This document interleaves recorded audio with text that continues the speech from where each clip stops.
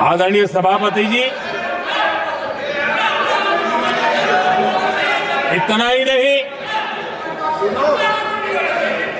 बाबा साहब आंबेडकर जिनके प्रति आज सम्मान का भाव सब कोई अनुभव कर रहा है, और हम लोगों के लिए तो बहुत विशेष है, क्योंकि हम लोगों के लिए तो जीवन में बहुत बड़ी जो कुछ भी रास्ते मिले ना, वहीं से मिले हैं।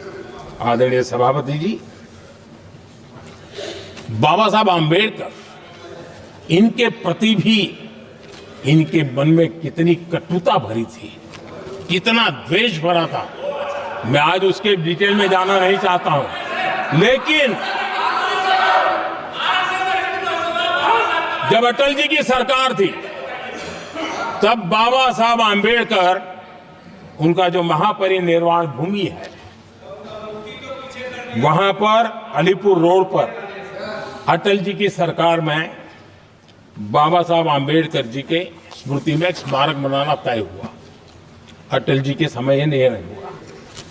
दुर्भाग्य देखिए, 10 वर्ष यूपीए की सरकार रही, उसने इस काम को नहीं किया, न होने दिया। बाबा साहब आंबेडकर का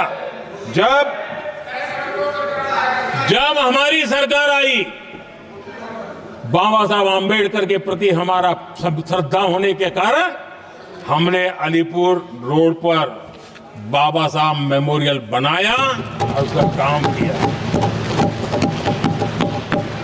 आदरणीय सभापति जी, दिल्ली में जब बाबा साहब आंबेडकर के 1992 में, उस समय चंद्रशेखर जी कुछ समय थे, तब एक निर्णय किया गया था,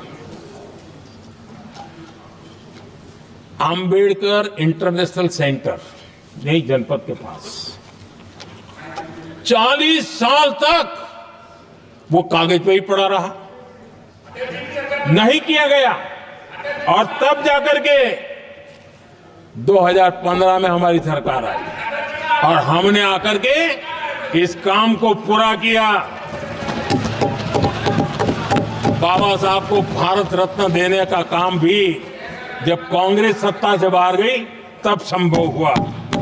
इतना ही नहीं, आदरणीय सभापति जी, बाबा साहब आंबेडकर के 125 साल तो हमने पूरी दुनिया में बनाए थे, विश्व के 120 देशों में बनाने का काम किया था।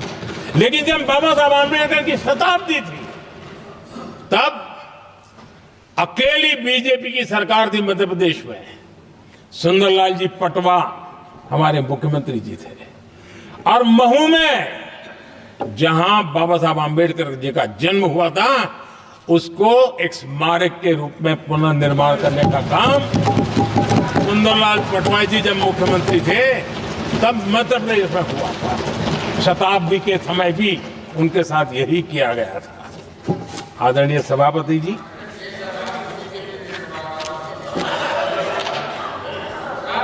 हमारे देश में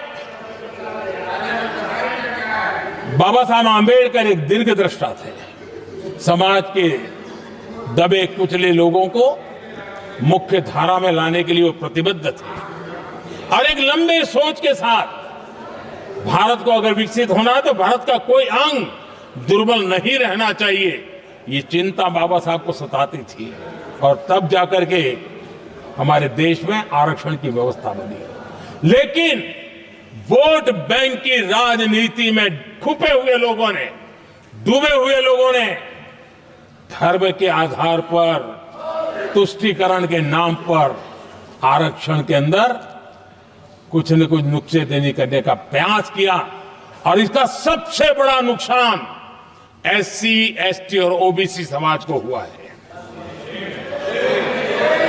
आदरणीय सभापति जी, आरक्षण की कथा बहुत लंबी है। नेहरू जी से लेकर के राजीव गांधी तक कांग्रेस के प्रधानमंत्रियों ने आरक्षण का घोर विरोध किया है।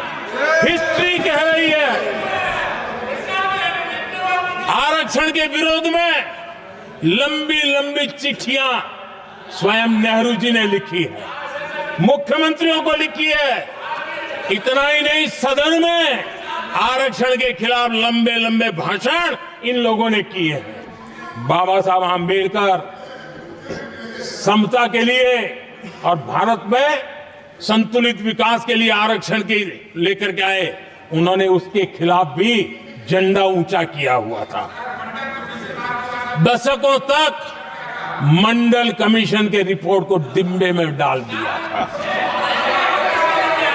जब कांग्रेस को देश ने हटाया, जब कांग्रेस गई, तब जाकर के ओबीसी को आरक्षण मिला। तब तक ओबीसी को आरक्षण नहीं मिला।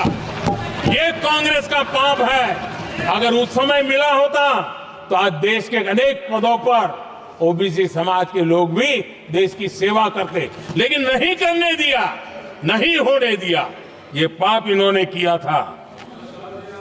आदरणीय सभापति जी, जब हमारे यहां संविधान का निर्माण चल रहा था, तब संविधान निर्माताओं ने धर्म के आधार पर आरक्षण होना चाहिए कि नहीं होना चाहिए, इस विषय पर घंटों तक, दिनों तक गहन चर्चा की है, विचार विमर्श किया है और सबका मत बना है कि भारत जैसे देश की एकता और अखंडता के लिए धर्म के, संप्रदाय के आधार पर आरक्षण नहीं हो सकता है। सुविचारित मत था, ऐसा नहीं कि भूल गए थे, रह गया था। सोच विचार कर तय किया गया था कि भारत की एकता और अखंडता के लिए संप्रदाय और धर्म के आधार पर यह नहीं होगा। लेकिन कांग्रेस ने सत्ता सुख के लिए, सत्ता भूख के लिए,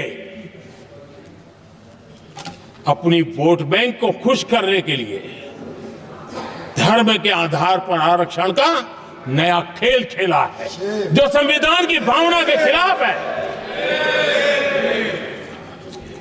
इतना ही नहीं, दे भी दिया कुछ जगह पे और सुप्रीम कोर्ट से झटके लग रहे हैं। और इसलिए अब दूसरे बहाने से बहाने बता रहे हैं, ये करेंगे वो करेंगे।